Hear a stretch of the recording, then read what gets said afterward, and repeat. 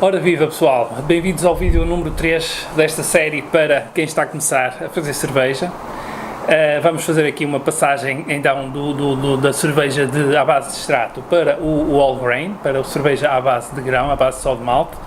E neste vídeo vou só falar muito rapidamente dos 4 principais ingredientes, dando aqui um bocadinho de destaque para o malte de cevada, que vai fazer a grande diferença entre a técnica cerveja à base de extrato e a técnica cerveja à base só de grão.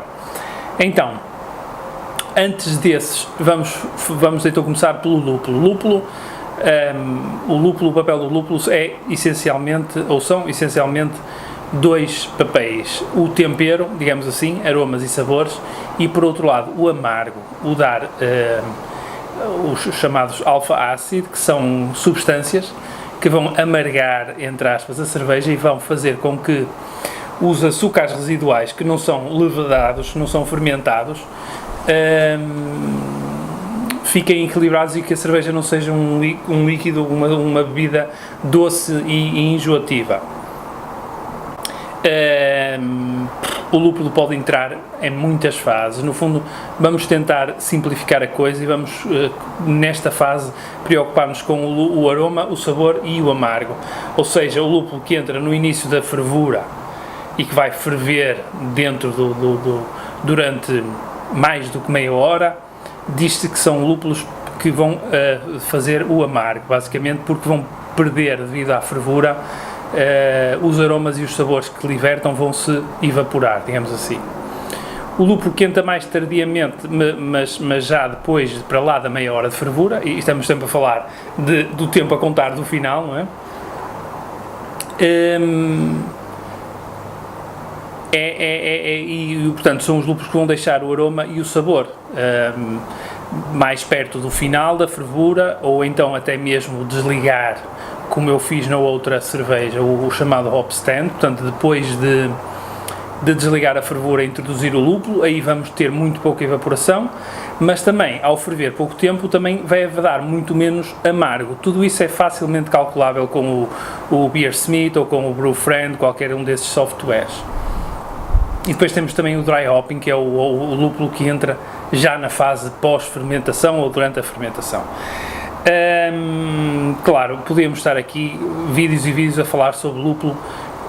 Claro que a ideia nestas primeiras cervejas é seguir as receitas e ter atenção à quantidade não só, mas temos que ver o ano, porque de uns anos para os outros a dose de amargo dentro da própria espécie de lúpulo varia.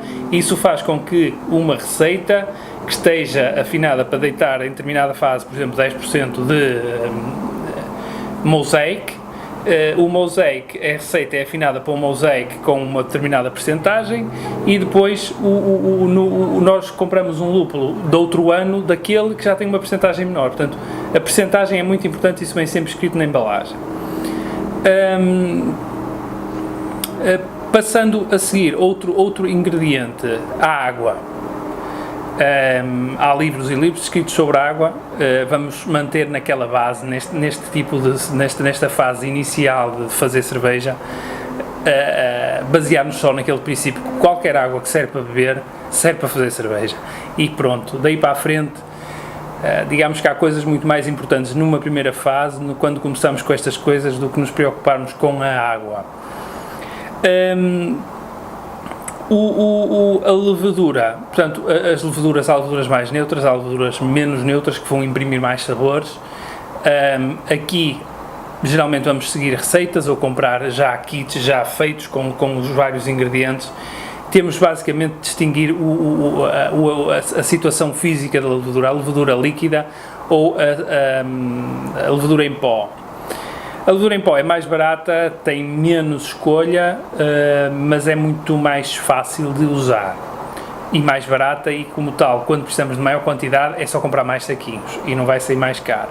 Já a levedura líquida é mais difícil de arranjar, sai muito mais cara e tem muito pouco prazo de validade. Ao fim de 6 meses basicamente é para deitar fora, ou não. E para termos maior quantidade de levedura, obriga muitas vezes a fazer o chamado starter. O starter, no fundo, é uma mini cerveja para multiplicar as células. Isso vamos ver então já na segunda parte deste episódio número 3. Vamos fazer aqui um starter de fermento e ver como é que isso funciona.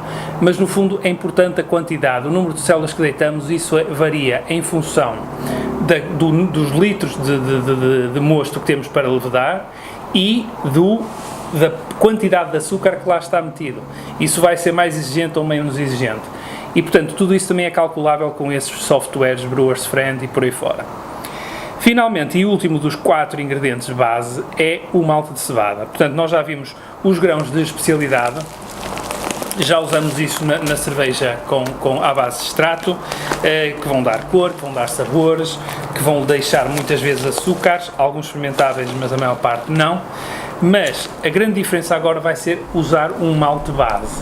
O açúcar, em vez de vir do extrato, o açúcar fermentável, vem deste malte. Para isso temos que fazer a braçagem, ou seja, é o processo em que vamos retirar os açúcares e mais do que isso, vamos criar condições de ativar as enzimas que aqui estão. É a grande diferença entre isto e tudo que é o malte base. A grande diferença é o ter enzimas que vão ser ativadas e que vão desmontar os amidos, os açúcares pesados que estão aqui dentro, e transformá-los em açúcares fermentáveis. Daí que as temperaturas e o pH, claro, mas a temperatura vai ter uma influência enorme no que é que nós vamos ter no final da braçagem. A mesma dose de grão, fazendo a braçagem a uma temperatura mais baixa ou uma mais alta, pode nos dar um mosto completamente diferente, mais ou menos fermentável, mais ou menos doce. Acabamos com uma cerveja mais grossa ou mais seca. Isso é tudo muito, muito importante. Daí que, sem entrar muito na química, mais uma vez desafio-vos a ler o John Palmer. E eu aqui há uns tempos tropecei por uma versão, eu penso que o link que vos deixei no outro foi uma versão em inglês.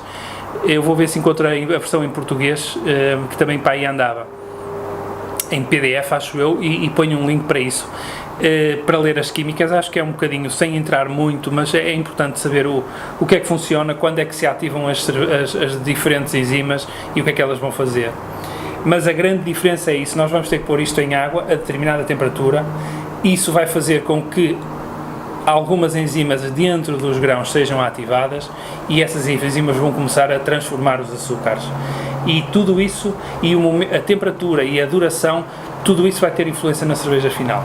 Daí é que é muito mais fácil usar extrato, porque é o que ali está. E é a grande diferença, porque nós aqui, no grão da especialidade, não temos enzimas. Não temos, portanto, pura e simplesmente podemos pô-los de molho em água de qualquer maneira para extrair